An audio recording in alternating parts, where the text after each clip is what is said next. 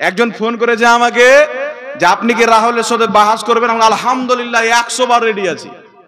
বলছে কোথায় করবেন? আমি ওর বাড়িতে করব। তো বলছে ঠিক আছে আমি কথা বলছি দিয়ে আপনাকে জানাচ্ছি। পরে ও ফোন করেনি, আমি যখন ফোন করছি তো বলছে হুজুর দুঃখিত, বলছে যে ওগুলো মৌলবীর সাথে বসবো না, সুন্নিরা গালি দেয়। আমি বললাম শুনো, ওকে বলো মুনাজারার ফিল্ডে ময়দানে কেউ যদি একটা গালি তো গালি, একটা সামান্য খারাপ শব্দ ব্যবহার করে তো মুনাজারাতে হেরে যাবে। বসো। তবুও তোমার ক্ষমতা নাই বেটা, তুমি তো পড়তে জানো না। তোমার বাপের লেখা বাংলা কিতাব পড়ে তুমি লেকচার দাও, তোমার ক্ষমতা নাই।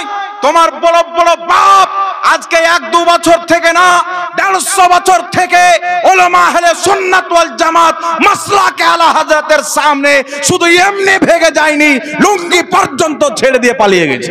বেশক সুবহানাল্লাহ। আর তোমাকে কিয়ামত পর্যন্ত পালাতে হবে। আর আমরা শুধু বলে চলে যাই না আলহামদুলিল্লাহ, আমরা উলামায়ে হক, আমরা চ্যালেঞ্জের সাথে কথা বলি আর ডাঙ্কার চোটে কথা বলি। তোমাদের মতন মুনাফিকি করি না। তোমরা ময়দানে না তোমাদের লোককে তোমরা বুঝিয়েছো বিদআতের কোনো প্রকার হয় না, কিন্তু আলহামদুলিল্লাহ আমাদের হুজুর মুফতি সাহেব কিবলা এখানে বুখারী থেকে মুসলিম থেকে প্রমাণ করে দিয়েছেন বিদআত ভালো হয়, বিদআত খারাপও হয়। কিন্তু আপনি চিন্তায় পড়ে যাবেন, নাম দিয়েছে আহলে হাদিস, কিন্তু হাদিস পড়ার ক্ষমতা তো নাই। নিজের বাপেরও কিতাব পড়ে না। ওদের বাপ যদি ওদের আব্বার কিতাব পড়তো, ইবনে কাইয়্যিম এদের কিতাবগুলিকে পড়ে নিত, তাদের লেখা কিতাব নাইলুল আওতার যদি পড়ে নিত, তাদের কিতাবের মধ্যে লেখা আছে বিদআত ভালো হয়, বিদআত খারাপও হয়। এমন প্রত্যেকটি জিনিস হচ্ছে বিদআত, যেই নতুন কাজ সুন্নাতকে মিটিয়ে দেয়, ওই প্রত্যেক কাজ হচ্ছে বিদআত। আর যে কাজে সুন্নাতকে তাকওয়িয়ত পাওয়া যায়, যে কাজে ইসলামকে শক্ত করা যায়, যদি সেটা নতুন হয় তো ইসলামে বিদআত বটে, কিন্তু ভালো বিদআত। যেমন আপনারা জানেন বুখারী শরীফ রাসূলুল্লাহর জামানায় ছিল না, সাহাবার জামানায় ছিল না, মুসলিম শরীফ ছিল না, সমস্ত হাদিসের কিতাব পরে লেখা হয়েছে, এগুলোও বিদআত। কিন্তু এইগুলো লিখে ইসলাম দুর্বল হয়নি, বরং ইসলাম শক্তিশালী হয়েছে। বলেন সুবহানাল্লাহ। তো এখানে আমার বিষয় হচ্ছে দিন সম্পর্কে তাদের কোনো জ্ঞান থাকবে না, অথচ তারা নিজেকে দিনের ধর্মের গুরু মনে করবে। তাদেরকে যখন পাবলিক কোনো দিন শিক্ষার জন্য ডাকবে বা দিনের মশলা জিজ্ঞাসা করবে, তো তারা নিজেই পথভ্রষ্ট থাকবে, মানুষকেও ফতোয়া দিয়ে পথভ্রষ্ট করবে। তো ওই রকম সমাজে আমরা আছি। এখন হুজুর আমার নাম বলছিলেন, একজন নাম উঠেছে সিস্টার রাহুল। আমি ওকে সিস্টার এই জন্য বলি যে আমি অতক্ষণ পর্যন্ত তোমাকে বাপের বেটা মনে করব না যতক্ষণ পর্যন্ত তুমি আমার সামনে সরাসরি বসবে না। আর তোমাকে যদি ভয় লাগে যে ঝাড়খণ্ডের মৌলবি ভয় লাগছে, ইউটিউবের মাধ্যমে তোমার কানে যদি আওয়াজ যায় বা তোমার কোনো ভক্ত যদি তোমাকে খবর দেয়, আমি চ্যালেঞ্জ করছি তোমাকে কোথাও যেতে হবে না, তোমার বাড়ি গিয়ে আমি প্রমাণ করব তুমি বলেছো প্রত্যেক নবী ইহুদি ছিল। আল্লাহর কসম খেয়ে বলি, যারা প্রত্যেক নবীকে ইহুদি বলে তারা মুসলমান না। কোরআন পাককে অস্বীকার করার কারণে স্পষ্টভাবে তারা কাফির হয়ে যায়। তো কাফিরের বাচ্চা দিন কাকে শিখাবে? তোমার তো বউ তালাক হয়ে গেছে। আল্লাহ পাক ইব্রাহিম আলাইহিস সালামকে বলছেন তিনি না ইহুদি ছিল না নাসারা ছিল, তিনি মুসলিম ছিলেন। ইউসুফ আলাইহিস সালাম মুসলিম ছিলেন, ইয়াকুব আলাইহিস সালাম, সুলাইমান আলাইহিস সালাম মুসলিম ছিলেন। আর এ দুনিয়াকে বুঝাচ্ছে ইউসুফ ইহুদি, ইয়াকুব ইহুদি, ইব্রাহিম ইহুদি। তো এই রকম জাহিল মূর্খ যেই ব্যক্তি দেখে একটা হাদিসের লাইন পড়তে পারে না, আমি এর আগেও চ্যালেঞ্জ করেছি আর আজকে পর্যন্ত চ্যালেঞ্জ করছি, রাহুলকে কোথায় যেতে হবে না, আমি তার বাড়ি গিয়ে বসবো। আর যদি ভয় লাগে আমার সামনে কেউ থাকবে না, আমি আর মাত্র একজন ক্যামেরাওয়ালা থাকবে, সামনে ক্যামেরা থাকবে। তুমি যদি আমার সামনে বুখারী তো বুখারী, কোরআন তো কোরআন, বগদাদি কায়দার একটা পৃষ্ঠা শুদ্ধভাবে পড়তে পারো, 5 লক্ষ টাকা তোমাকে আমি পুরস্কার দিয়ে আসবো। ইয়া রাসূলুল্লাহ জিন্দাবাদ।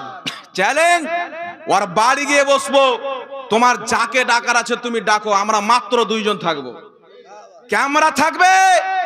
বুখারী শরীফ পড়ার তো তোমার কি, এই বাংলার কোনো আহলে হাদিসদের ক্ষমতা নাই। তোমাদের বাপ কাজ্জাব বিন ইবলিস তো পড়তে জানে না, কোরআন পাক পড়ার ক্ষমতা নাই।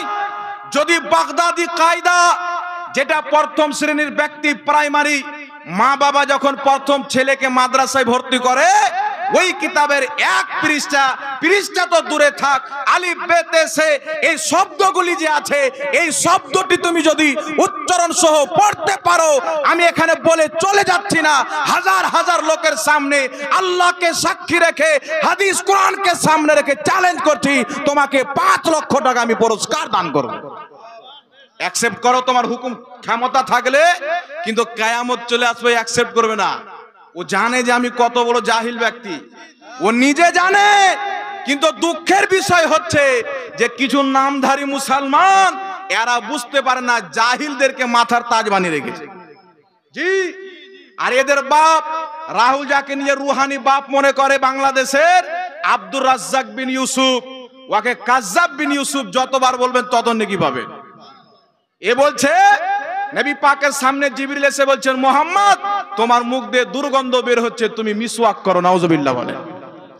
আরে যেই নবীর ঘামে খুশবু, মুসলিম শরীফের মধ্যে হাদিস, সাহাবায়ে কেরাম আমার আপনার নবীর ঘাম মুবারককে মুছে মুছে নিজের শিশিতে ভরে আতর হিসাবে ব্যবহার করতেন।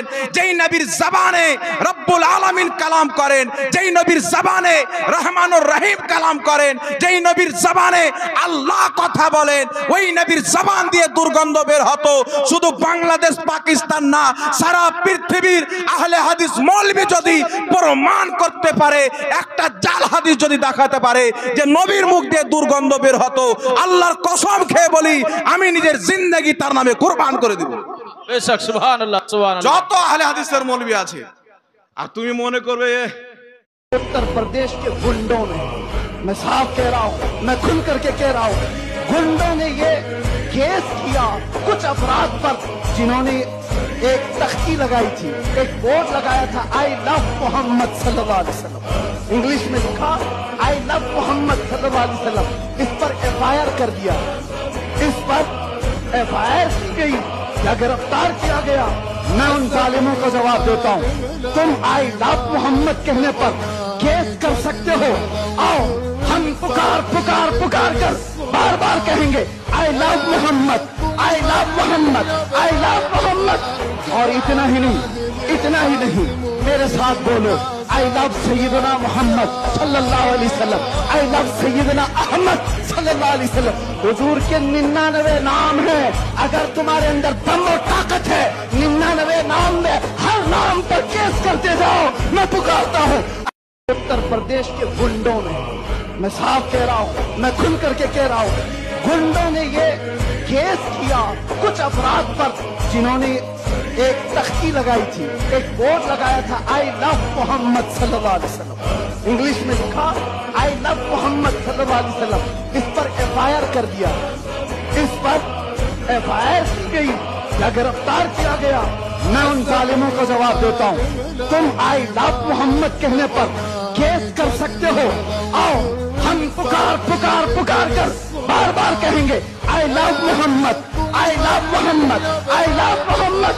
और इतना ही नहीं, मेरे साथ बोलो आई लव सैयदना मोहम्मद सल्लल्लाहु अलैहि वसल्लम, आई लव सैयदना अहमद सल्लल्लाहु अलैहि वसल्लम। हुजूर के 99 नाम है, अगर तुम्हारे अंदर दम और ताकत है, 99 नाम में हर नाम पर केस करते जाओ।